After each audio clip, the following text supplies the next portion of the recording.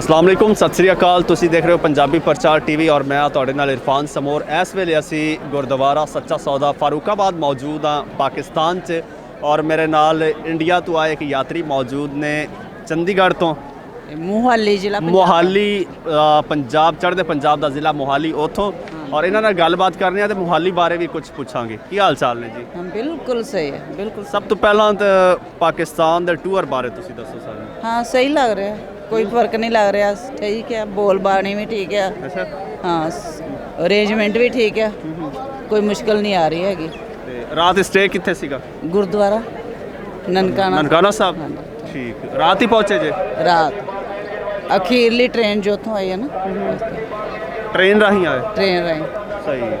ते ਇੱਥੇ ਦੀ यात्रा कर ली, हुणे तुम जा रहे हो? बस हम जा रहे हैं, बसा लगियां बाहर जावांगे। ठीक, सही है। ਹੁਣ ਕਿੱਥੇ ਜਾਣਾ? ननकाना साहब ही वापस? जा रहे हैं, ननकाना साहब वापस। ਕੱਲ ਦਾ ਦਿਨ ਤੁਹਾਡਾ ਉੱਥੇ ਹੀ ਗੁਜ਼ਰੇਗਾ? ਉੱਥੇ ਹੀ ਅੱਗੇ ਫਿਰ ਉਸ ਤੋਂ ਬਾਅਦ ਸ਼ਾਇਦ ਉੱਥੇ ਲਿਜਾ ਰਹੇ ਆ ਪੰਜਾ ਸਾਹਿਬ ਗੁਰਦੁਆਰੇ। ਪੰਜਾ ਸਾਹਿਬ? ਟ੍ਰੇਨ ਤੇ ਜਾ ਰਹੇ ਆ। ਸਹੀ। ਟ੍ਰੇਨ ਤੇ ਤੇ ਕਿੰਨੇ ਦਿਨ ਫਿਰਨਾ ਤੇ ਫਿਰ ਵਾਪਸ ਕਦੋਂ ਜਾਣਾ? ਸ਼ਾਇਦ ਅਸੀਂ 15 ਤਰੀਕ ਨੂੰ ਵਾਪਸੀ ਆ। 15 ਤਰੀਕ ਦੀ ਆ। ਸਾਰੇ ਗੁਰਦੁਆਰੇ ਅਖੀਰ ਚ ਲਾਹੌਰ ਲੈ ਕੇ ਜਾ ਰਹੇ ਆ ਇਹ ਸਾਰੇ। ਮੁਹਾਲੀ ਬਾਰੇ ਕੁਝ ਦੱਸ ਰਿਹਾ ਸੀ, ਇੱਧਰ ਕੀ ਹੈ ਇੱਧਰ ਕੀ ਹੈ? ਹਾਂ ਮੁਹਾਲੀ ਬਹੁਤ ਸੋਹਣਾ ਏਰੀਆ ਹੈ, ਖੁੱਲਾ।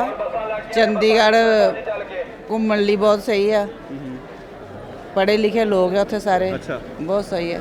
ਠੀਕ ਹੈ, ਯਾਨੀ ਸਹੀ ਡਿਵੈਲਪਡ ਏਰੀਆ ਵਾ ਬਹੁਤ ਜ਼ਿਆਦਾ। ਅੱਛਾ। ਹਾਂ ਚੰਡੀਗੜ੍ਹ ਇੱਕ ਸਾਈਡ ਪੰਚਕੂਲਾ ਹਰਿਆਣੇ ਦਾ ਪੈ ਰਿਹਾ, ਅੱਛਾ। ਇੱਕ ਸਾਈਡ ਪੰਜਾਬ ਦਾ ਪੈ ਰਿਹਾ ਮੋਹਾਲੀ ਜ਼ਿਲ੍ਹਾ, ਤੇ ਸੈਂਟਰ 'ਚ ਚੰਡੀਗੜ੍ਹ।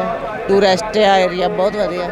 ਅੱਛਾ ਜੀ। ਸਭ ਪੜ੍ਹੇ ਲਿਖੇ ਲੋਕ ਆ। ਅੱਛਾ, ਟੂਰਿਸਟ ਏਰੀਆ। ਟੂਰਿਸਟ ਪੰਜਾਬ ਦਾ ਸਭ ਤੋਂ ਅੱਛਾ ਇਲਾਕਾ ਕਿਹੜਾ ਵਿਜ਼ਿਟ ਦੇ ਐਤਬਾਰ ਨਾਲ? ਅੱਛਾ ਪੰਜਾਬ ਦਾ ਤਕਰੀਬਨ ਸਾਰੇ ਸਹੀ ਆ।